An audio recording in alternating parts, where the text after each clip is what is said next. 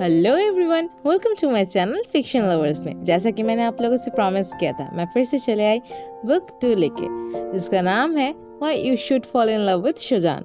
Author का नाम है एंडलेस इन्फिनिटी। मैं स्टोरी लाइन थोड़ा सा बताऊंगी।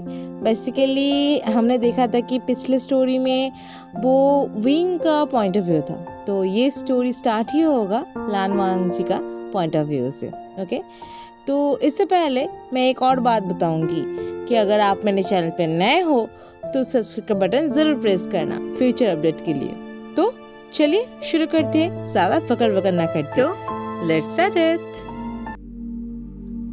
तुम इसके लिए पछताओगे लान वांग जी, वे वुशन अपनी दर्द भरी आवाज से चीखने लगा। असल में ही उसकी आवाज से पता चल रहा था कि वो कितने ज़्यादा दर्द में है, और इस आवाज़ को सुन के सामने वाला इंसान भी अपने सीने में दर्द फील कर रहा था। उसके लिए अपना हर एक कदम आगे बढ़ना मुश्किल हो रहा था।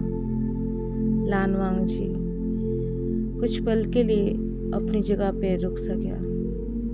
विंग, ये सब और काम नहीं करेगा, अब हमें रुकना चाहिए। इस कुछ शब्द बोलने के बाद वो और पीछे मुड़ के नहीं देखा, क्योंकि ये उसे खुद को संभालने के लिए बहुत ज़्यादा हो गया था। वो विंग का वैसा टूटा हुआ चेहरा नहीं देख सकता। वो खुद को संभालने की कोशिश कर रहा था। उसके सीने में बहुत ज़्यादा दर्द हो रहा था। सच बोला जाए तो वो खुद ये नहीं चाहता था, लेकिन वो लोग ये चाहता है। वो नहीं रुका, वो चलता गया, आगे बढ़ता गया। लान वांग जी को वहाँ से जाना पड़ेगा, इससे पहले कि वो माफ़ी मांगे, इससे पहले कि वो उसके पास लौट जाए, उसे बोले कि वो उसे कितना प्यार करता है। उसे वहाँ से चले जाना पड़ेगा। लान वांग जी चाहता है कि वो अभी अपने विंग के पास दौड़ के जाए और उसे एक बोन क्रशिंग हक कर ले, लेकिन वो अब ये नहीं कर सकता। उसका और कोई राइट नहीं है और नहीं है। वो जल्दी से अपने गाड़ी के अंदर चला जाता है, वहाँ दूर विंग को अकेले छोड़ के वो कार को स्टार्ट करके चला जाता है। वो रास्ते की तरफ नहीं देखता, वो सामने देखने की कोशिश करता है। इसी बीच में उसे पता ही नहीं चलता कब उससे आंखों से आंसू गिरना शुरू हो गया। Reason 1, Vishan is always adorable no matter what. असल में लान वांग जी को पता था कि विंग को हर एक चीज़ लिखने की आदत है, और ये उस पर भी कुछ इफेक्ट डाला था कि वो खुद भी लिखना शुरू कर दिया था। That's a wrap, nice job everyone. Photographer clap करते हुए सबको बोल रहा था। लान वांग जी जस्ट अपना फोटोशूट ख़त्म किया था और अपने सोशल मीडिया में एक पिक्चर अपलोड किया था। बेसिकली वेबो में वो एक स्काई ब्लू टॉवल से अपना फेस साफ कर रहा था और एक बॉटल पानी पी रहा था।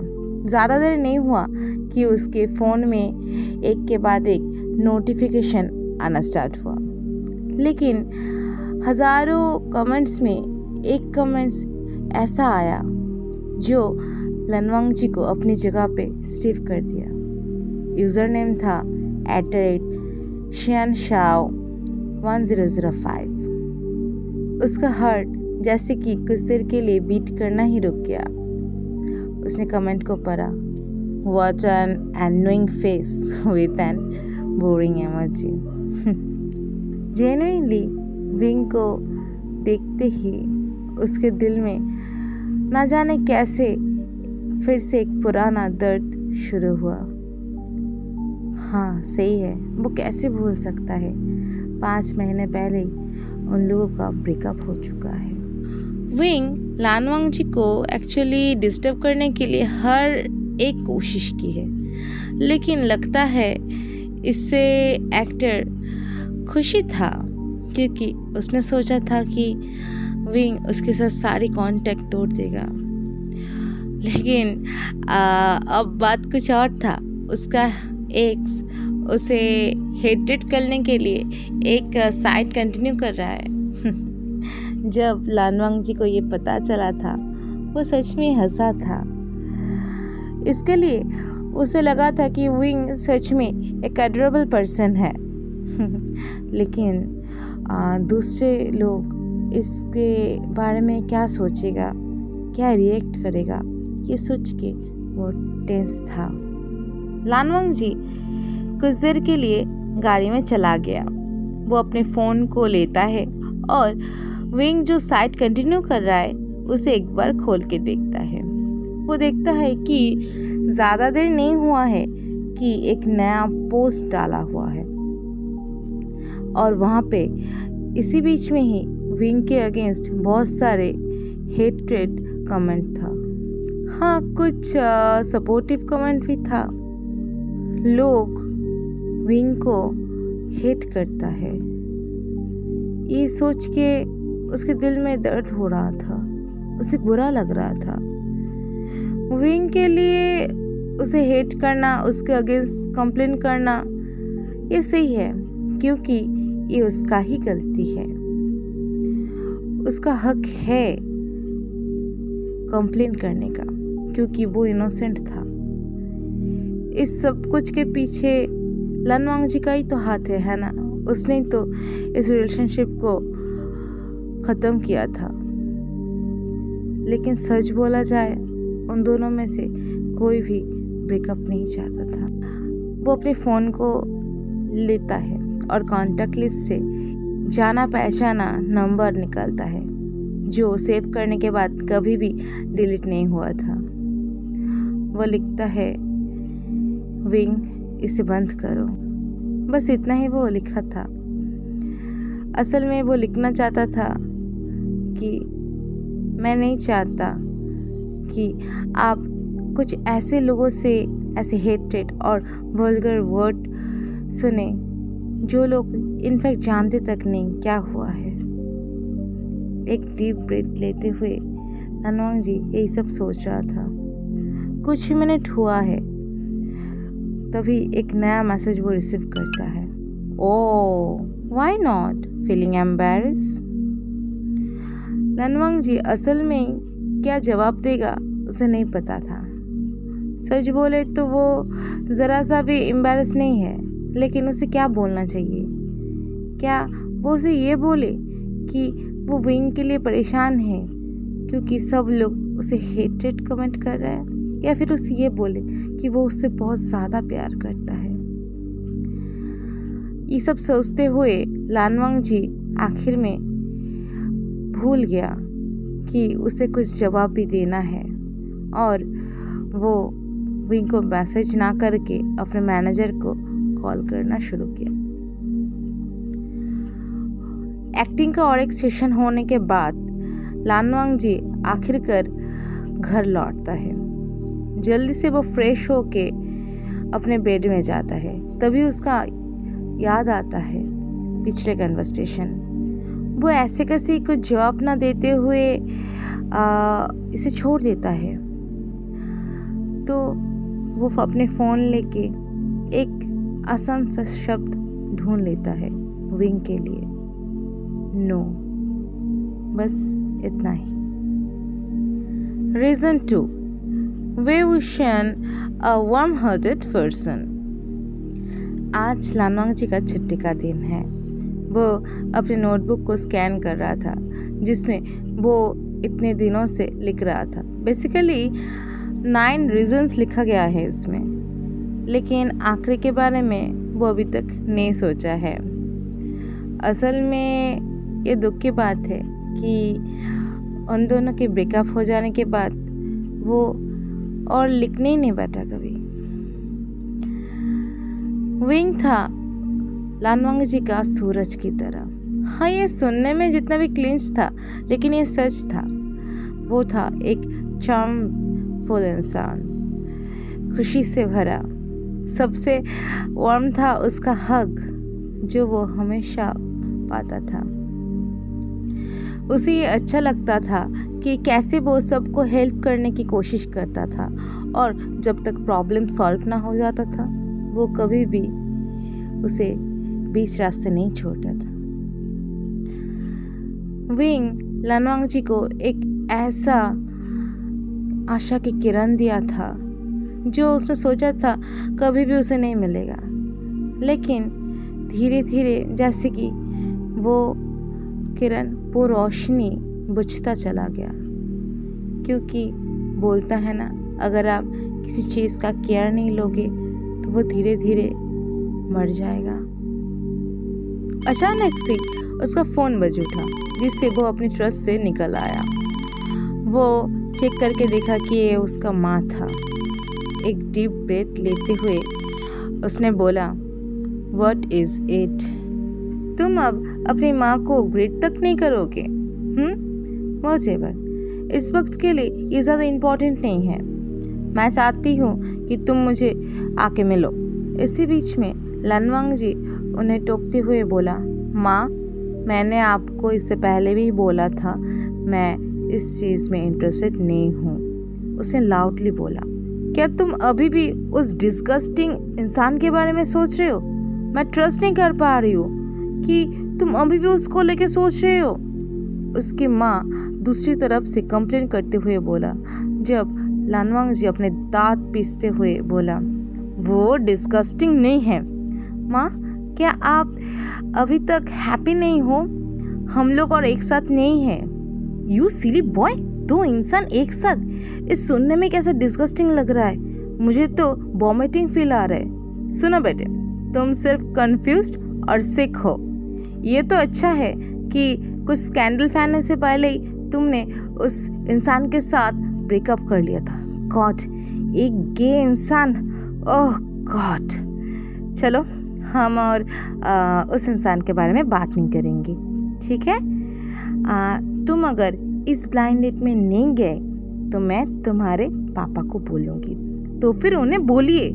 अपनी माँ की बात सुनते ही जैसे कि उसका खून उबलने लगा। वो जो चीज़ हेट करते हैं उनमें से एक था कि वो जिससे प्यार करते हैं उसके अगेंस्ट बुरा भला बोलना। माँ, उसने आपके साथ कुछ नहीं किया। मैं जो नहीं चाहता उसके लिए मुझे फोर्स करना बंद कीजिए। आप ऑलरेडी मेरा हर एक खुशी छीन ले चुके हो। अब मैं ये नहीं चाहता कि मेरा आप इंडिपेंडेंस भी ले लो। जब वो ये सब बोल रहा था, दूसरी तरफ से कोई आवाज़ नहीं आ रहा था। वो कभी भी विंग से ज़्यादा किसी से भी प्यार नहीं कर पाएगा। जब उसके फैमिली ने उनके रिलेशनशिप के बारे में जाना, तब उसे मजबूर किया ब्रेकअप करने के लिए। क्योंकि अगर वो ऐसा नहीं करता तो वो लोग विंग का फ्रेम ख़राब कर देता, उसका करियर, उसका लाइफ, सब कुछ ख़त्म कर देता। क्योंकि लानवांगजी चाइना में बहुत फेमस था और वो एक रिच फैमिली से बिलोंग करता था। उसके मम्मी डैडी थे एक कपल, बिजनेसमैन और बिजनेसवुमन। उन लोगों के पास पावर थे, काम करने के नेटवर्क थे। जब उन लोगों को पता चला कि लानवांगजी एक मैन के साथ डेट कर रहा है तो उन लोगों ने तुरंत ब्रेकअप करने के लिए ऑर्डर किया था लानवांगजी को। पहले तो लानवांगजी स्टबनली इसके अगेंस्ट खड़ा हुआ था। वो अपनी मम्मी डैडी को हर एक कोशिश किया था समझाने की। उसने ये तक बोला था कि वो और किसी से भी प्यार नहीं कर सकता। वो इनफैक्ट कुछ महीने तक उन लोगों को इग्नोर भी किया था, तब तक जब तक उसके मम्मी डैडी लिमिट क्रॉस नहीं कर पाते। तुम अगर उसके साथ ब्रेकअप नहीं की तो हम लोग उसके ज़िंदगी ख़त्म कर देंगे, उसका फ्रेम ख़त्म कर देंगे, उसके करियर को ख़त्म कर देंगे, उसे जान से मार डालेंगे। शायद तुम ये नहीं चाहते। क्या तुम चाहते हो? या फिर तुम्हारे लिए ये सही होगा कि तुम ब्रेकअप कर लो और कभी भी उससे नहीं मिलोगे। उससे पापा लगभग चिल्लाते हुए बोला। उस टाइम पे लनवांग जी खुद को बहुत ज़्यादा यूजलेस मान रहा था। वो अपने ब्रेकअप का कोई एक रीज़न तक नहीं दे पाया था वेंग को। लनवांग जी ने सोचा था कि वो वेवुशन को कभी भी कोई रीज़न नहीं देगा और यही अच्छा होगा। जिस इंसान को वो प्यार तो कर सकता है लेकिन उसे प्रोटेक्ट नहीं कर सकता, तो उससे दूर जाना ही अच्छा है ना। ये कुछ सिली सुना रहा था लेकिन लनवांग जी को इससे अलावा और कुछ नहीं सोच रहा था। क्या आप मुझे ब्लैकमेल करने के लिए काफ़ी नहीं थे? लनवांग जी विस्पर करते हुए बोला, जब उसके फ़ोन में उसका ग्रैब और ज़्यादा टाइट हो गया। हनी, हम लोग जो भी कर रहे हैं वो तुम्हारे अच्छे के लिए कर रहा है। एक मैन को प्यार करना ये हम लोगों के सोसाइटी में एक्सेप्टेबल नहीं है बेटा। लनवांग जी बहुत ज़्यादा हर्ट हुआ था। उसके सीने में दर्द हो रहा था। वो अपने विंग को वापस चाहता है। उसके आंखों से आंसू गिर रहा था। वो विंग का एक पिक्चर देख रहा था जो बहुत शाइन कर रहा था। रियल लाइफ में आप जैसे इंसान ही सचमुच का डिस्गस्टिंग है, वो दांत पीसते हुए बोला और अपनी माँ का कोई जवाब का वेट ना करते हुए ही कॉल को डिस्कनेक्ट करके फ़ोन को सोफे में फेंक देता है। एक डीप ब्रीथ लेने के साथ वो अपनी बालों में हाथ फेरते हुए टूटी हुई आवाज़ में बोलता है, आई एम सॉरी विंग। तो कैसा लगा आज का पार्ट? जैसा भी हो कमेंट सेक्शन में ज़रूर बताना, ठीक है? अगर अच्छा लगे तो एक लाइक करना। क्या लगता है आज के वीडियो में हमें ये तो पता चल गया कि लनवांग जी क्यों ब्रेकअप किया था, लेकिन अदर्स जो क्वेश्चन हमारे दिल में था, जानेंगे धीरे धीरे आने वाले पार्ट्स में सारे डाउट्स क्लियर हो जाएंगे हमारे। तो उसके लिए पेशेंस रखिए, हर जुड़े रहिए। तो मिलते हैं नेक्स्ट वीडियो में, तब तक के लिए बाय।